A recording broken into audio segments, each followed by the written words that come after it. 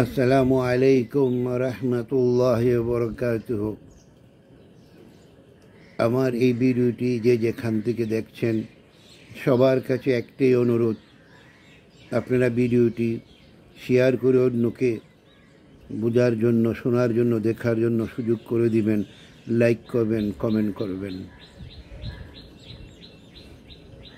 Vote একটি পবিত্র আমানত। বুঝতে হবে, এই একটি ভোটের জন্য আল্লাহ রাব্বুল আলামিন আপনার কাছে হিসাব চাবেন।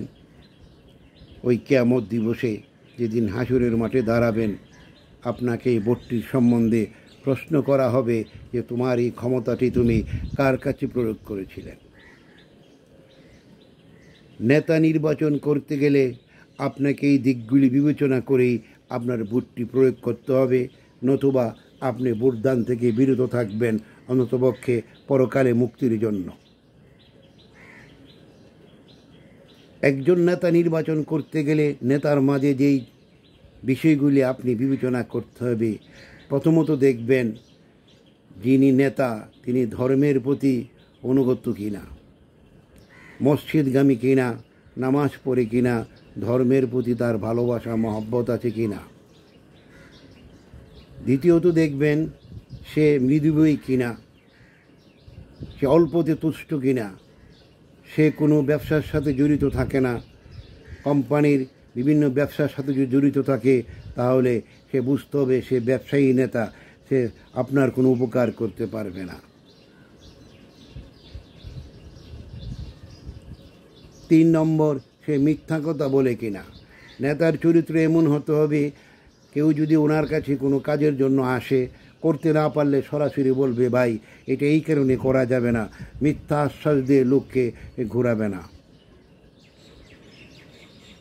আরেকটা জিনিস দেখবেন, নেতা টাকা দিয়ে ভোট কেনার চিন্তা করে কিনা, তাহলে ওই নেতাকেও ভোট দেওয়া যাবে না।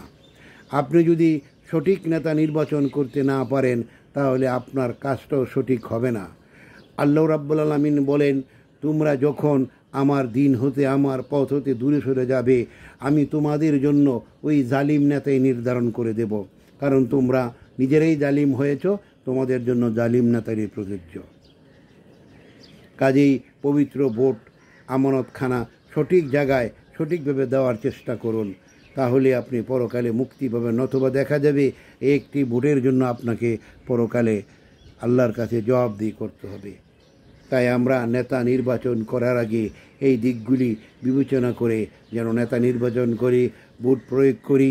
কারণ যেই নেতা নিজের চিন্তা করে সে কখনো জনগণের সেবা করতে পারবে না।